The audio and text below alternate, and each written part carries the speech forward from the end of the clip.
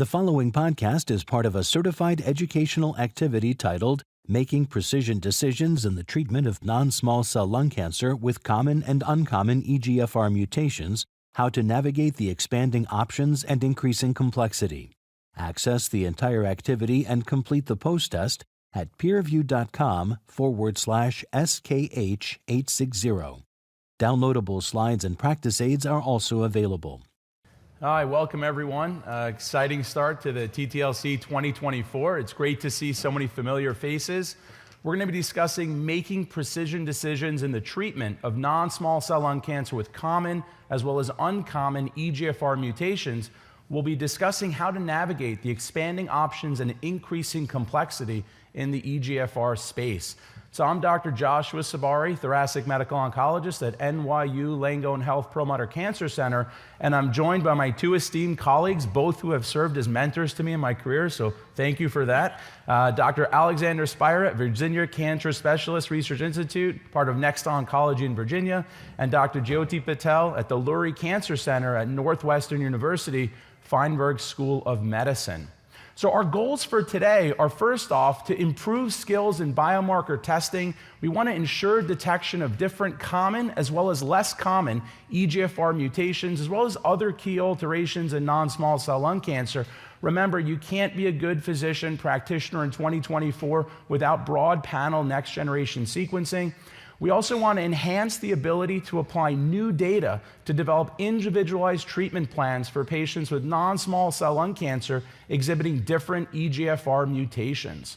So let's jump into identifying and testing for EGFR mutations, and we'll cover the different EGFR subtypes. This has become a very complex space over the last 5 to 10 years. So we've all heard of the activating or common EGFR mutations. These make up 75 to 80% of all EGFR mutations. Exon 19 deletion and L858R, exon 21. The reason we call these activating is because they're responsive to first, second, and third generation EGFR TKI. But as you can see, they're in different locations in the EGFR gene.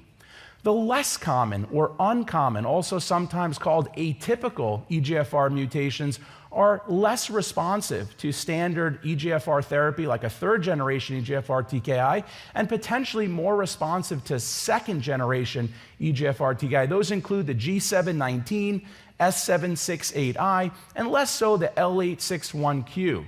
The rarest of them all are EGFR exon 20 insertion mutations. These make up about 5 to 10% of all EGFR mutations and are inherently resistant to first, second, and third generation EGFR TKI. So we'll hear a lot from Dr. Spira this evening about how we think about focusing treatment for the EGFR exon 20 population.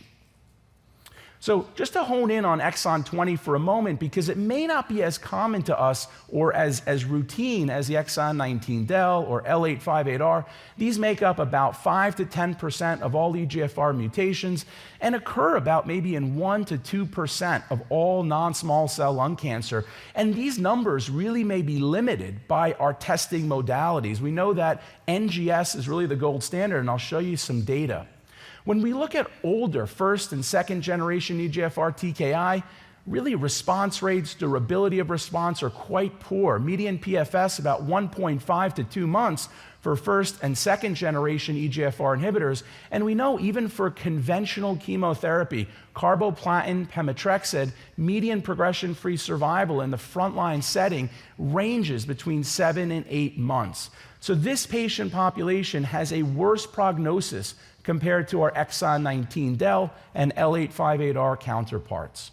So how do we test? Really, if you look at the NCCN guidelines, no matter what your histology, no matter what your clinical characteristics, sex, age, smoking status, we really need to do broad panel next generation sequencing on all patients. And remember, EGFR is not just the common mutations, and a lot of times, IHC that gets reflexed or PCR-based assays may miss a lot of the more atypical or uncommon EGFR mutations. We also have liquid biopsy now, which is helping us identify these alterations more quickly. Remember, if non-diagnostic, you do need to fall back on tissue-based NGS. I love this slide from Dr. Baumel back when he looked at, in the real-world data set, the identification of the EGFR exon 20 insertion mutations, which we talked about being uncommon. When you use PCR-based assays, we miss about 50% of these alterations. We've now identified over 100 different EGFR exon 20 insertion mutations, and it's critical to do broad panel next-generation sequencing to confirm that you identify these alterations for our patients for potential matched targeted therapy. So let's talk about some practical guidance for interpreting and applying new data on expanding therapy options for patients with EGFR mutations. I want to turn it over to my colleague, Dr. Alex Spira. Thank you, Josh. So now we're going to talk about the evolving role of EGFR targeted therapy in early stage 1 through 3 non-small cell lung cancer. We'll look at a case first, and then we'll open it up for questions and ask my colleagues here their thoughts as well. So 64-year-old woman, non-smoker, presented with a cough. Chest CT showed about a 3.5 centimeter left upper lobe mass, as seen here. It was solid appearing, normal pleural, with no clear evidence of metastatic or distant disease, and an endobronchial ultrasound showed no involved nodes. Biopsy showed invasive lung cancer with an exon 19 deletion. PDL score was 2 to 4%, so low PDL score. So summarizing, early stage cancer, at least on CT and initial biopsy, exon 19 deletion with a low PDL score. About a week later, pretty fast, patient was taken to the OR, and at that time, the patient underwent surgical resection, did fine postoperatively.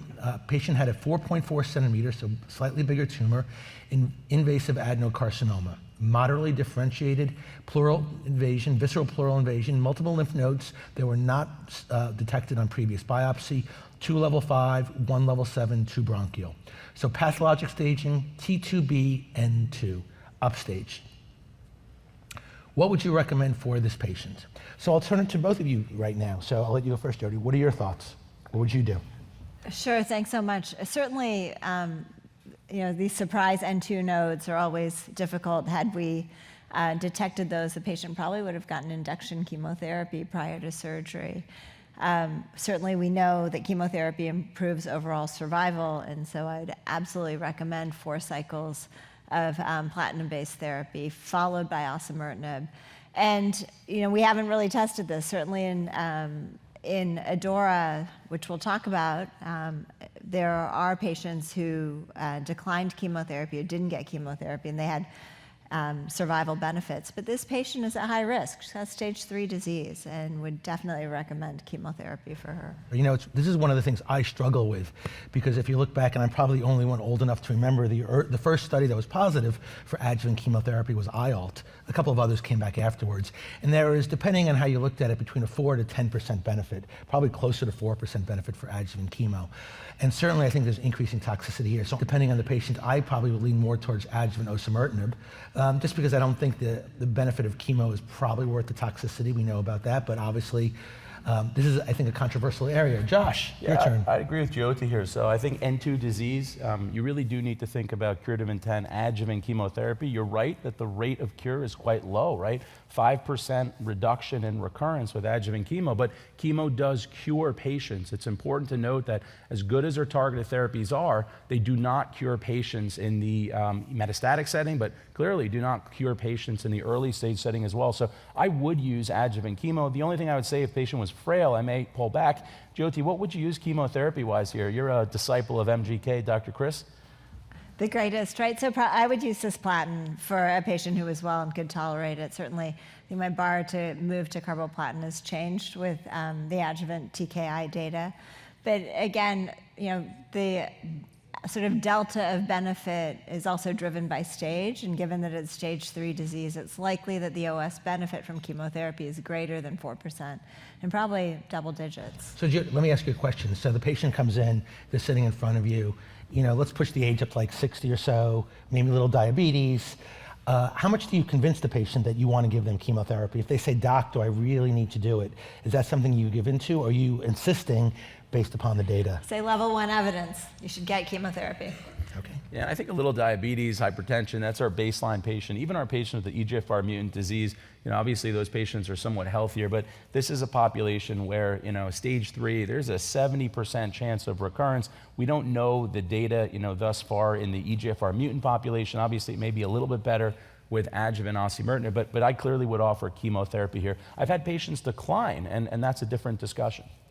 Yeah, and I think there's probably different practice patterns no matter who you go to as well. So now let's next question. So the study gave osimertinib for 3 years.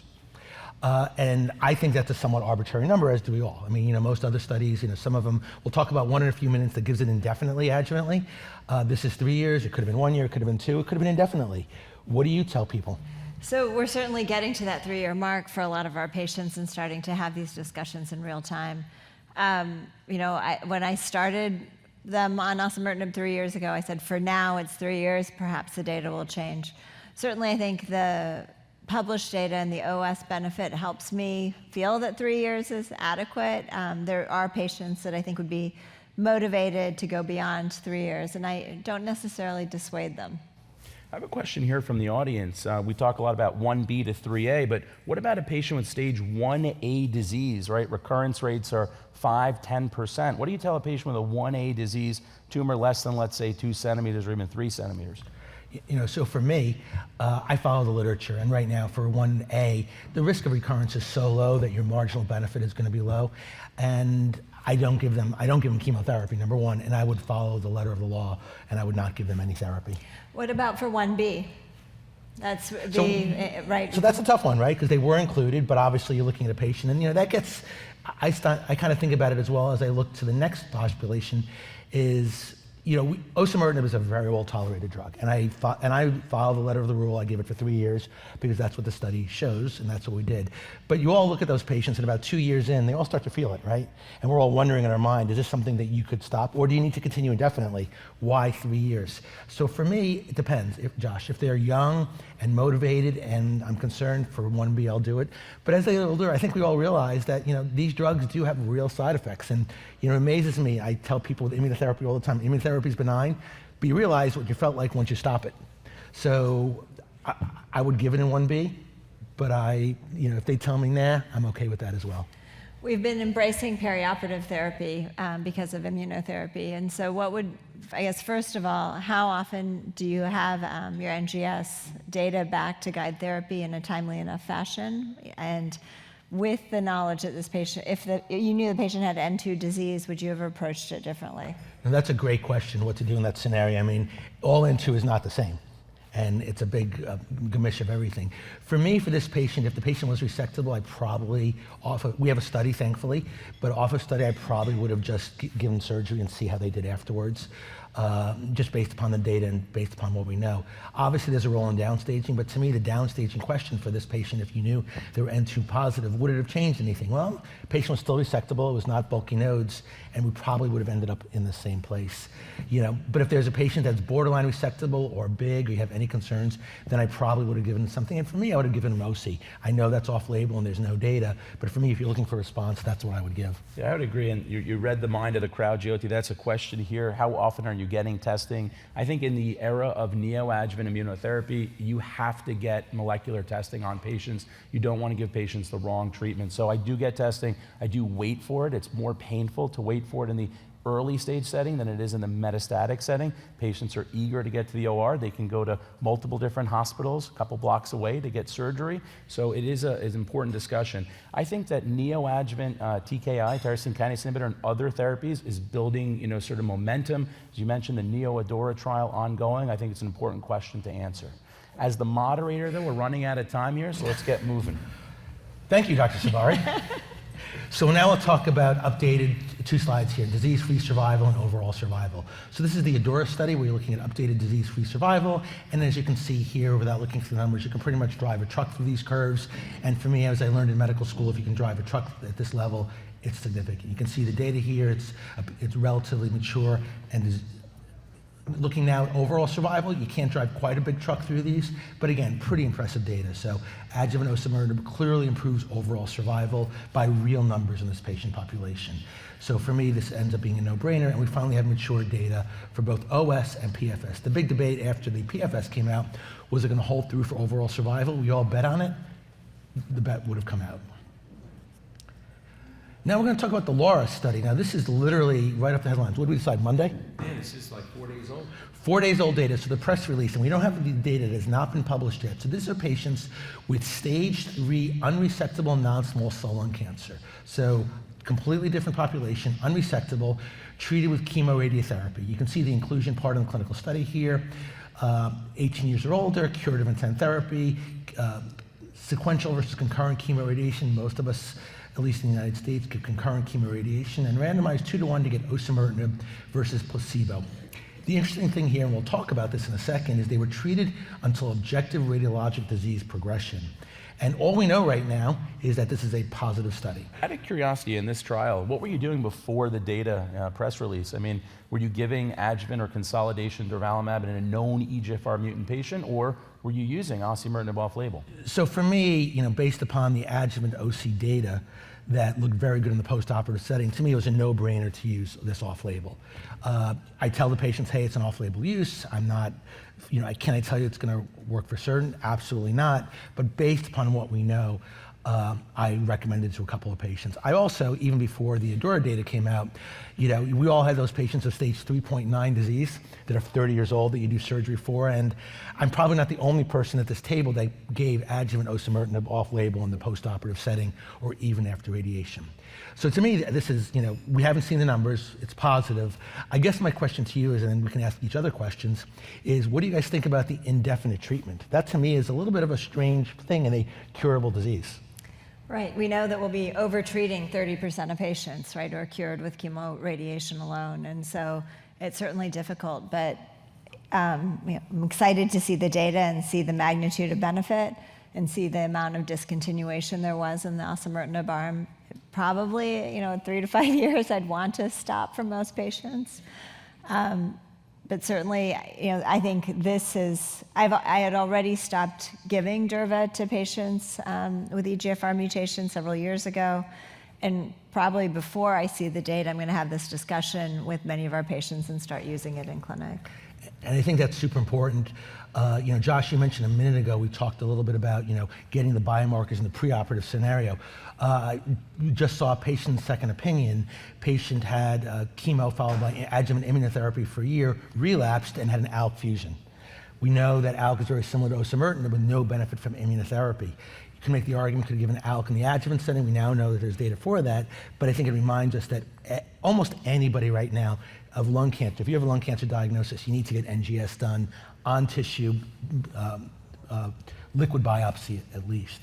So Josh, what are your thoughts? How long would you do this for? So I understand the criticism, the concern with the stage 1A, maybe even 1B patient population in the Adora data. As you move to 3A disease, I think it's a no-brainer. Now, this population, the unresectable population, 3B and 3C, this is where I think the therapies are going to have the most benefit for patients. In my mind, these are patients already with micrometastatic disease. They were by definition unresectable. So Jyoti, I'm looking forward to seeing this data as well. The question of the duration of therapy I think is complex, whether it be 3 years, 5 years, indefinite. I think we're going to need to use some form of ctDNA, MRD type testing to help us better understand the duration of treatment. But I've already been doing this in clinic. I'm glad the study was done, and I look forward to seeing the data. So we have some questions from the audience here. So what is the optimal time to order and conduct EGFR testing? And I want to point that out, that they asked EGFR testing. Are you doing piecemeal testing in the early stage setting, Jyoti, or are you doing broad panel NGS? So we're very lucky institutionally that we do reflexive NGS on all of our patients, both DNA and RNA. It's within the institution. It's taken some time to get that workflow done, but my sense is that most of these patients are diagnosed by EBUS, and so tissue is very precious, and thinking about sort of parsing this out over time, really I think makes sequential testing less attractive. And then Alex, are you doing both liquid and tissue up front in a stage 1B, 2, or 3A patient, or only tissue. How are you getting this reimbursed in your practice? So reimbursement, thankfully, has been an issue. I'm sure it is for some, but for us, it hasn't been. I'm a firm believer in getting as much information. I was in an ad board earlier in the day when people asked a very similar question. I'm like, the amount of money we spend on lung cancer now, even in its earlier stages, for a year of adjuvant immunotherapy is over six figures, right? We're talking 100, 250,000. So to me, getting all the information you possibly can. A lot of these patients are getting an EBUS, and you're like, did you get a good sample? Did you not get a good sample? So for me, just getting all that data is super helpful. So I get it on everybody. It's also helpful. I think the reality is, we get a lot of our blood-based assays back a lot before the tissue. It just sometimes just takes too long between the blocks being cut, the tests being done. All that goes on. It's a faraway lab. So for me, I'm getting it all up front, and I figure more information is better. I have some reservations because it's really financial toxicity. But at the end of the day, I think I'm able to make better decisions. Yeah. Just a thought-provoking question, and Dr. Patel, you're going to answer this later. If osimertinib is used in the adjuvant setting, the curative intent setting, and patients recur, how does that change your frontline therapy in the metastatic setting? And with that, I'll turn it to you, Dr. Patel, to discuss the evolving role of EGFR-targeted therapies in advanced non-small cell lung cancer. And this is bread and butter, common EGFR mutations. It was much more straightforward a year ago, even if it is bread and butter. How about that? So we'll start with a case. A 52-year-old woman with some shortness of breath. She's found to have a pleural effusion, undergoes a thoracentesis, and has an adenocarcinoma. Further workup shows that she has bilateral lung involvement, so stage 4A disease. She undergoes testing from the pleural fluid and is found to have exon 21, L858R, and absent and zero PD-L1 expression. After the fluid's removed, she has good performance status. So what do you recommend for this patient today? Let's talk about it. So the patient, this was historic, so she was started on osimertinib. And had a good response for 12 months, but unfortunately developed progressive disease with bone, liver, and pulmonary involvement. She still has good performance status. So at this juncture, she has progressive disease, good performance status. What therapy would you recommend? So let's move to, first we'll break this down by talking about frontline options. So certainly Flora established osimertinib as the standard of care for first-line therapy. So remember, osimertinib was compared to gefitinib or erlotinib, and this led to an improvement in progression-free survival as well as overall survival, and osimertinib really became the standard of care in the United States. There are countries in which it's not available as a frontline therapy, but for us practicing here, it is a standard of care. Since then, we've heard about FLAURA2, and so we know that PFS of osimertinib alone is, although exciting, is still not adequate for the majority of our patients. And so the idea was felt to bring chemotherapy up into the frontline setting and to intensify therapy to improve outcomes. So we've seen the sort of first endpoint of FLAURA2, improvements in progression-free survival. So osimertinib with platinum and pemetrexed leads to significant improvements in progression-free survival. So across the board, about 9 months. You can see investigator assessment as well as BICR. And so this benefit, is certainly exciting. We still don't have OS results. So based on this PFS result, and earlier this week, the FDA approved osimertinib with chemotherapy for patients with classical mutations. And so this is a relevant and first-line option for some of your patients. The other data set that we've seen is Mariposa. So this is AMI plus laser. So laser is pretty analogous to osimertinib as a third-generation EGFR TKI versus osimertinib. So remember, amivantamab is infusional. You're getting the plus the oral drug versus osimertinib alone. This also met its PFS endpoint, so the hazard ratio is 0.58, and you can see that again, we see an improvement of about 9 months of disease control, so 25 versus 17 months. And certainly it's immature, but trends towards improved OS. There were more discontinuations of therapy in both of the investigational arms in both FLAURA2 as well as Mariposa. So now that we have 2 data sets to add to FLAURA as well as one that's been FDA approved, when you see a patient with an EGFR mutation newly diagnosed, what are the conversations that you're having in clinic and what are you recommending? I'll go first. So this is a challenging conversation. And when this data first was presented, both Florida and Mariposa, everybody was very excited because we are making headway. And despite the fact, I'm sure you guys are similar to me, when somebody has an EGFR mutation, say, I have great news to the patient, your tumor is going to respond, we have something that's going to work very well. Then the reality sets in where these patients tend to be young. Median progression-free survival is 8 to 24 months, depending on the mutation, disease burden.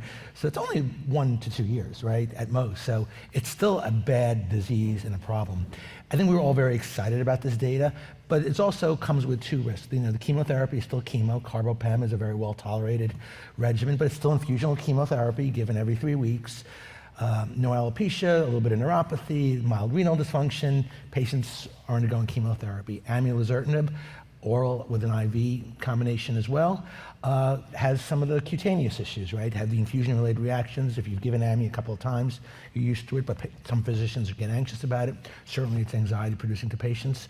So I have the discussion right now, and I think it's going to be a much more challenging discussion now going forward, which is right for the patient. I mean, it's easy if they're older and they're a little bit more fragile, but these are young, healthy patients. They'll say to you, I want to live as long as I possibly can. I think I'm anxiously awaiting, how do you figure out which patient is more likely? There's been a lot of talk, and we've all heard these discussions about patients who don't clear their circulating tumor DNA. That would be a great thing if we were able to identify those patients and add on those regimens. Or, there's some obvious things, big bulk of disease. Those patients are going to do worse. Maybe it'll be RB1, maybe it'll be P53, maybe it'll be none of these things. But I think it'll be helpful if we can stratify who's going to benefit. Since we don't have any of that right now, I have the discussion, and I try and figure out what the patient wants in terms of their level of aggressiveness. And I also know for a fact that if I say one thing, Dr. Sabari, in second opinion, will say the opposite, because this is going to be all up for grabs. We're going to have 3 really good choices. I would never disagree with you, first off. And second off, if you think about the FLAURA data, osimertinib is a tremendous therapy. It's changed the landscape for our patients with EGFR mutant non-small cell lung cancer. That being said, there are still subsets of patients who can do better. So when you look at the FLAURA data, if you look at Exon 19 del, median PFS about 22 months. When you look at L858R, it's about 14.4 months. So we know that population does not perform as well. CNS metastasis is a common question. Co-alterations, P53, P10, for example. What do you do with an RB1 up front, right? We're starting to try to better understand this population.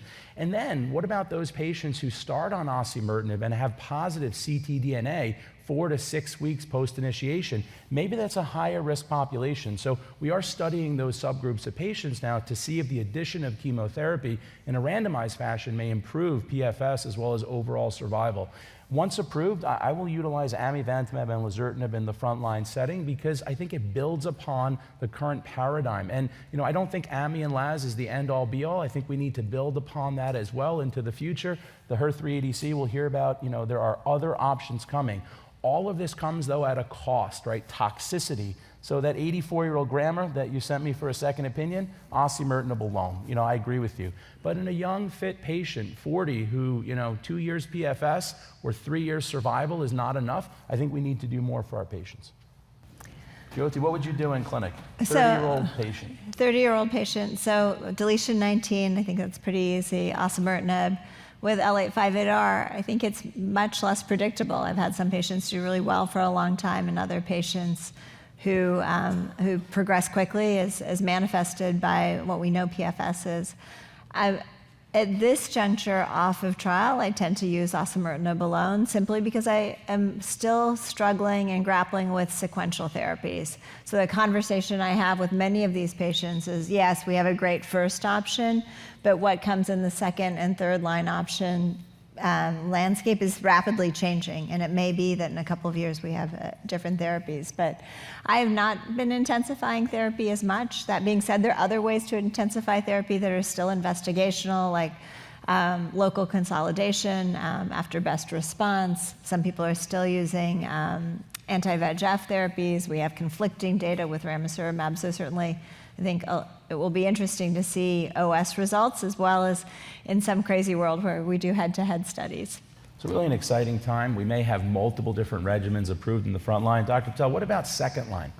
Right, so we know that most patients in the United States get osimertinib, and we've learned a lot about how what happens at the time of progression. So certainly I think early on, many of us felt that most resistance was on target with EGFR mutations, and a lot of those were gatekeeper mutations analogous to T790, such as 797S. What we're finding is that that probably represents a smaller number of patients, but perhaps about 20% of patients will end up with on-target EGFR mutations. I think we're seeing a lot of patients now who are developing off-target mutations or other targetable mutations. So most commonly MET amplification, but certainly we see other sort of hotspots with ALK fusions, RET translocations, HER2 amplifications, and BRAF. Many of those we can target with two oral therapies, sometimes IV targeted therapy, as well as continuation of osimertinib. And unfortunately, for the largest number of patients, we still don't understand the mechanism of resistance. There's a subset of patients that will have histologic transformation. We alluded to that early on. Most of those patients will end up having RB and P53 at the time of diagnosis, and so we have a heightened sensitivity when we see those patients progress, and always do tissue biopsy for those patients. So at the time of progression, I think we have a couple of certainly interesting data sets to look at, and this is Mariposa 2. So Mariposa and Mariposa 2 came out at the same time, and this is amivantamab plus chemotherapy with or without laser. The idea was that laser needed to be added because it was unclear whether AMI had significant CNS activity, and this was versus chemotherapy, so carboplatin and pemetrexed. So you can see the gray line is chemotherapy alone. The two lines, the blue line is AMI plus chemotherapy, and the purple line is AMI plus laser plus chemotherapy. Of note, laser was started sort of after the chemotherapy, because when we gave all 4 drugs, there was excessive myelosuppression.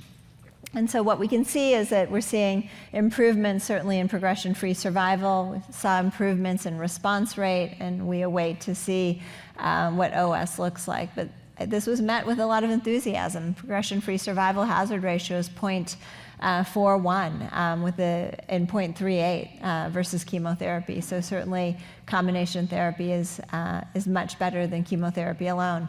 There are increased toxicities. There are particular toxicities, such as the risk of VTE, that we now commonly prophylax against. But certainly, this is certainly interesting data, and is now on NCCN guidelines, but does not have an FDA approval. The other data set deals with an antibody drug conjugate, HER3-DXd, or patritumab deruxtecan. And this was presented by Helena Yu in Singapore at the World Conference on Lung Cancer. And so this is an antibody drug conjugate that targets HER3, which is upregulated with EGFR inhibition. This is a phase 2 trial in which patients were often heavily pretreated and had already received platinum therapy. The response rates across the board were a little bit lower than in the very early phase 1 experience, so about 30%. But importantly, patients also demonstrated CNS response, and patients, regardless of mechanism of resistance, developed or had response.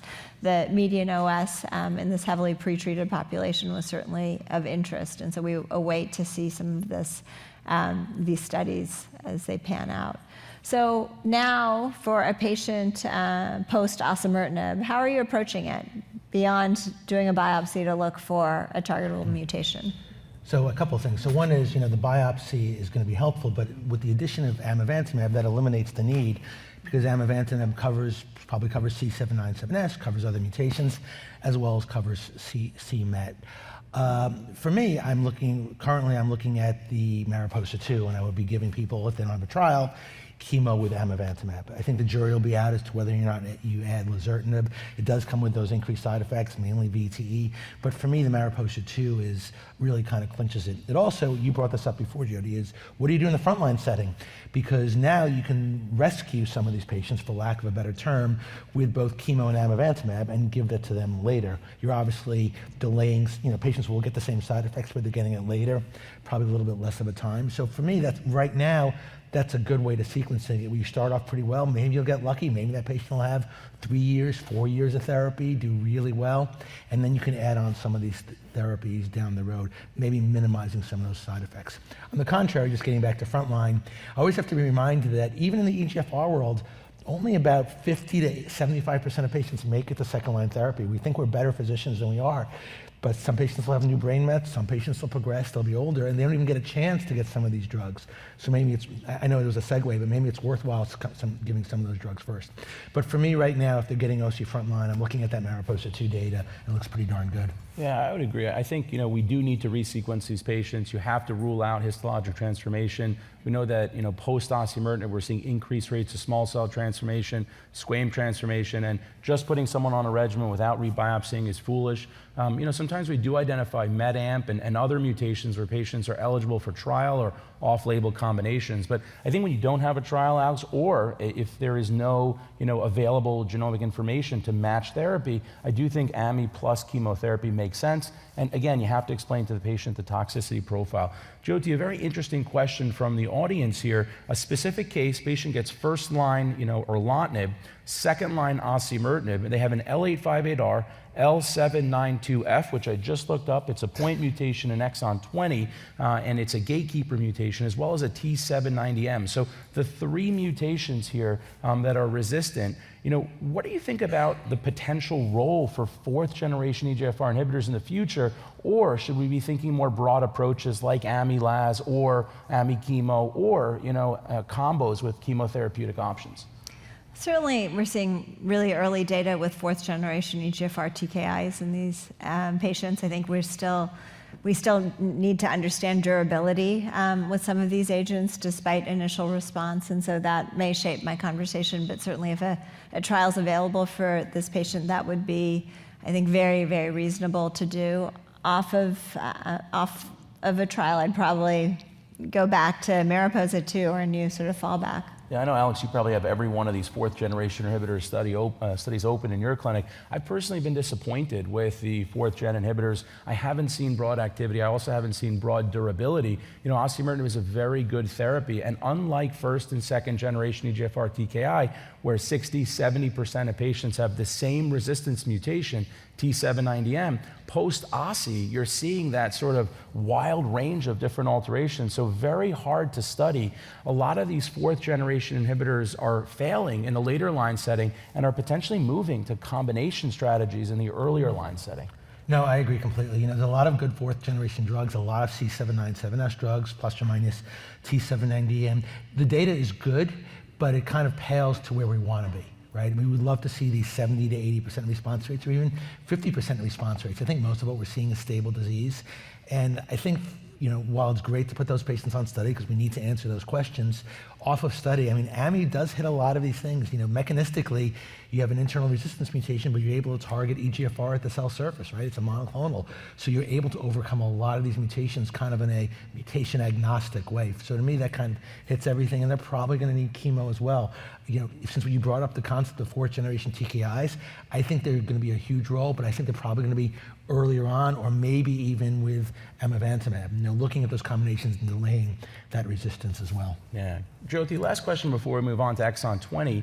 Back to that point, if a patient receives adjuvant osimertinib, let's say it's a patient with L858R, has progression on therapy, let's say a year on osimertinib has progression, multiple sites of disease, how do you think of that patient in the recurrent metastatic setting? So this is the second time the person's asking, so they really do want to know the answer. So what would you do in this setting? So for a patient who progresses on osimertinib adjuvantly, I would consider it sort of a second-line candidate and say probably that patient had micrometastatic disease I wasn't aware of. I'd probably, again, go back to Mariposa 2. I think it's a little bit more difficult when patients recur after they've come off of osimertinib, so they've completed 3 years. So then my experience has been I've been able to re-challenge with good success, but is this a group of patients that you'd want to intensify with either AMI, laser / OSI, or chemo and OSI? Yeah, so despite us talking about all these therapies, unfortunately, a lot of our patients do run out of lines of treatment, and we know oftentimes still offering conventional chemotherapies in the 3rd, 4th line setting. So clearly, we need better therapies in this setting. And with that, I want to turn it over to the handsome Dr. Alex Spira to talk about the evolving role of EGFR targeted therapy in Exon 20. We're friends, I can do that. You can say anything you want, Dr. Sabari. So we'll now talk about Exon 20 insertion mutations. So we'll talk about a case. So 62-year-old male, former light smoker, found to have a right-sided lung mass, no mediastinal involvement, underwent right upper lobectomy, stage 2A disease, and we gave him cisplatin pemetrexed because we love cisplatin, much better than carboplatin. This patient did well at 6 months, but at 1 year developed bilateral metastatic disease consistent with recurrence, low PDL score. So recurred about a year after adjuvant chemotherapy. Patient had a mutation, we'll talk about it in a second, confirmed on both tissue and blood. And here are the results. Patient in their blood was found to have an exon 20 insertion. We won't talk about which of the 100 mutations Dr. Sabari talked about before, but this had a relatively common mutation. Alex, just to put this into context, you're in clinic and you see a patient with stage 2. What are you quoting them at recurrence rate? Here we're looking at a case, but does this happen in your practice? What are your numbers? Yeah, I quote about 50%. Yeah, same in my practice. So this is something we see on a day-to-day basis. Yep. So patient recurred about a year after, has an exon 20. What would you recommend for this patient? I will ask my esteemed colleagues, what would you do? It's been a year since the adjuvant therapy, so I'd probably give chemotherapy with AMI. Yeah, I would agree with that. AMI, carbo, PEM here makes sense, especially with the Papillon data, which you'll talk about. How long would you wait until recurrence to retreat with carboplatin? That's a common question we get. Yeah, I think this is one of those things, depends on the age. This patient could clearly tolerate it. Now we're going to give carbo instead of cis, be better tolerated. I think this will come down to what the patient wants to do. If you can start talking to them, they ask you the question, do I need chemo again, doc? Then I might lean more towards AMI, but if they want to go gusto, and I don't think you can go wrong with either one of these solutions. This is right at the cusp. If it was 3 to 6 months, I would say AMI alone. If it was 2 years, maybe more triplet therapy, but I think at this point, I personally would see what the patient wanted to do. We'll talk about amivantamab. It's a bispecific antibody. It was developed originally mainly for EGFR to overcome secondary resistance with the MET, so it's got 2 hats on it, as I like to say. But it works across multiple EGFR mutations, as you've heard today through our different topics of conversation, but also can overcome and probably prevent MET resistance as well. It binds the extracellular portion of EGFR, and we could show you different slides. It has multiple different ways that it's believed to work. We'll talk now about Papillon. Papillon is a frontline study, so these are patients newly diagnosed. So the standard of care before coming into the frontline therapy was chemotherapy alone. Amivantamab was approved at second line. We'll look at those slides in a second. But this is comparing amivantamab chemo to chemo alone in the frontline scenario. And as you can see here, you can drive a moderate-sized truck through those curves with a hazard ratio of 0.395, almost 0.4, PFS 11.4 versus 6.7 months, clear improvement of progression-free survival versus chemo alone in the frontline setting. And you can see the waterfall plots on the right, pretty impressive there. So you're getting the benefits of both chemo and a targeted therapy. And side effects, clearly more than you would expect with either, but both very well tolerated, and probably not a lot of cross-toxicity given the two. This is the study, probably went a little bit out of order. Dr. Sabari reminded me in our prep. But this is where AMI was first approved in the second-line setting. So amivantamab was first approved in the second-line setting after chemotherapy.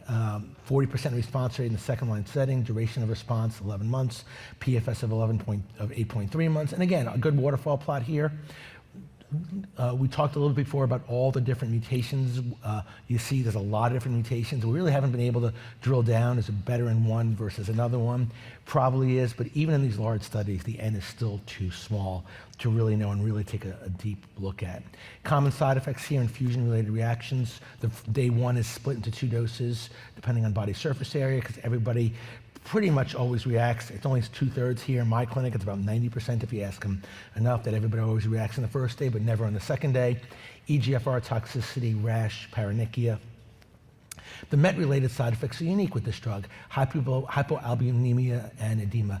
Tolerated well in most patients, a little bit more challenging in the older patient population, and not a lot of dose discontinuation. So we now looked at both frontline and second-line data for these patients. There's a lot of drugs being tested in the second-line setting: Firmo, Sunvo, CLN-081, zipalertinib, I think is the right name here. Zipalertinib, that is correct. Thank you. Blue 451 was discontinued just recently. Blueprint decided to go in a different direction. In the frontline setting, we had some other studies, but we have Firmo ongoing. It's a couple of frontline studies. We talked before about amivantamab, but Mobo was approved in the second line and actually withdrew because the frontline study did not meet the standards. So we lost one of those drugs recently in the second line setting because of the first line results. So it's a lot to talk about here and a lot of drugs emerging in a rapidly evolving field. Talk a little bit about the Wukong 1 and Wukong 15 data. This is frontline Sunvo. I'll say Sunvo because it's easier to say and it's late in the evening. As you can see here, pretty impressive response rates at both the 200 and 300 milligram daily levels, confirmed about 78%, which is pretty impressive. It's a little bit higher than we've been seeing with some of the other drugs, with a reasonable duration of response and a PFS approaching 10 to 12 months. Sunvo is an orally administered TKI, with some promising activity here. This is reported at ESMO. So a lot to talk about right now. Where do you think, I'll start right now, is where do you think the field is moving? And my guess is we're going to have a frontline TKI probably approved within 12 to 24 months. What are you doing right now for your frontline patients, and what are you going to do when you have a TKI approved? Aside from data that's going to be cross-trial comparison, which we're never supposed to do, but what do you think you're going to end up doing? What do you do now for frontline, and what do you think you're going to be doing in a year, Gianni? So certainly, I think for frontline, have rapidly embraced Papillon, so Carbo-Pem, AMI for those patients. I think that's a high bar. It is a very positive trial with deep response rate and good duration of response, and so certainly the newer generation TKIs have their work cut out for them. It's a regimen that comes with toxicity, but again, how patients prioritize toxicity and outcomes is going to be an interesting and evolving field. Yeah, I think we're looking at response rates that may or may not be different. Again, cross-trial comparisons, a lot done ex-US as well. You'll get down to chemo-AMI, which is all intravenously chemo, versus an oral TKI, right? And there's certain advantages to doing that as well. Josh, what are you doing now, and what are you going to do? Yeah, so based on the NCCN recommendations, I am using the Papillon regimen, so AMI plus chemotherapy in the frontline setting. But I agree with you. I think this will likely be replaced in the future. So question to you, Alex, why the AMI plus chemo? Why not AMI alone? And then also, why are some of these newer agents just single agent TKI versus chemotherapy? And what happened to Mobo? Okay, there's a lot there. So, it's interesting. I think the decision was made based upon the response rates in the second and third line setting for AMI that, chemo still works. We all throw chemo under the bridge, but chemo is a pretty well-tolerated regimen. These are young patients. They'll tolerate carbopemetrexed pretty darn well. No alopecia, minimal neuropathy. So it was a high bar, and I think it was felt by some that if you went up against chemotherapy with amivantamab, you might lose, so they decided to put it together. So I think that's why, but it's a great question. What if you gave AMI by itself in the frontline setting? Would that be superior or at least equivalent to chemotherapy? We'll never know. But that's why it's currently in the frontline setting. I forgot your second question. What happened to Mobo? Mobo was a tough drug. Mobo, for those of you, many of you probably given poziotinib. A lot of these TKIs that have a lot of wild-type EGFR toxicity are just tough to give. Those of us who are old enough to remember the days of Arissa was given a lot. Afatinib is one of these drugs as well. A lot of cutaneous toxicity in this. The FDA-labeled dose of mobocertinib was 160 milligrams. And I found, at least in my clinical study, which are patients that can travel, tough to keep them at that dose. So they had to be reduced to 120, then you had to reduce them to 80, and they were just not able to tolerate it, a lot of dose interruptions.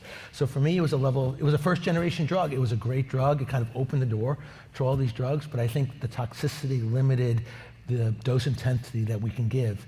I think these newer drugs are just better drugs. So these newer drugs are clearly better drugs, and we'll wait to see. I forgot what your second question was. Yeah, I forgot what it was too. I always do worry though about CNS penetration of these agents. Do you think some of the novel, sort of next generation exon 20 inhibitors are going to have better CNS penetration, or do you think you achieve decent CNS penetration with AMI chemo? Remember, those patients were excluded from the Papillon trial, meaning active untreated CNS metastases. Great question. So a lot of the new generation drugs are designed to have CNS penetration, and even if they don't, they have it anecdotally. So we're getting to the point that these, CNS, these patients, it's not just all talk.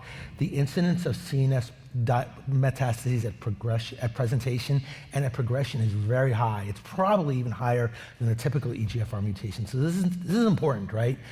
Patients have to undergo stereotactic radiosurgery, whole brain radiation, a lot of sequelae there. So it's very important. So I think there is clear activity of these drugs in the CNS, but you forget that pemetrexed does have some CNS activity. You kind of always say no, but we've all given these patients and we've seen tumors shrink as well. And although the AMI studies excluded brain metastases, there's a lot of anecdotal data. Plus, if you start looking at Mariposa and Mariposa 2, there's some hints of buried in the data of CNS activity as well. So I think these drugs do get in. So it's a matter of how much, but it's rapidly evolving, and I think we're going to be left with a lot of good choices. Where a year from now we'll probably be back here and say, what do you do? We have different choices. I hope we're back here with many new therapies for our patients. So I agree, CNS as well as acquired resistance is going to be the next frontier in this setting. Dr. Patel, a question for you. This is a comment from the audience, but I also actually had a second opinion 2 weeks ago with the same question. Why do we feel comfortable or confident excluding immunotherapy from the EGFR exon 20 population? We know that half of those patients are former or active smokers. Do you feel confident removing pembro from that regimen in patients? I do, simply because, again, sort of retrospective reviews, immunotherapy, monotherapy has minimal efficacy for these patients. I don't think we get that much more with chemotherapy. Certainly, I think we learned from studies like Libretto, right, which RET patients were able to get chemotherapy or chemoimmuno, and the outcomes didn't look that different. So it's probably not deleterious up front, but I do worry about sequencing for these patients. So what happens when I give a TKI afterwards? Would there be an increased risk of tox?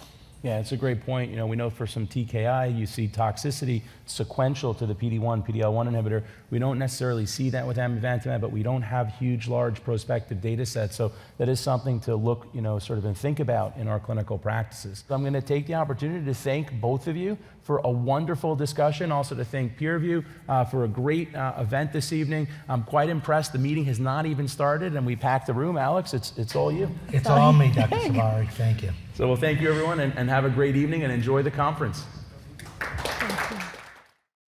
Thank you for listening. Download materials and complete the post test for instant credit at peerview.com/SKH860. This activity is supported by independent educational grants from AstraZeneca and Janssen Biotech Incorporated, administered by Janssen Scientific Affairs, LLC.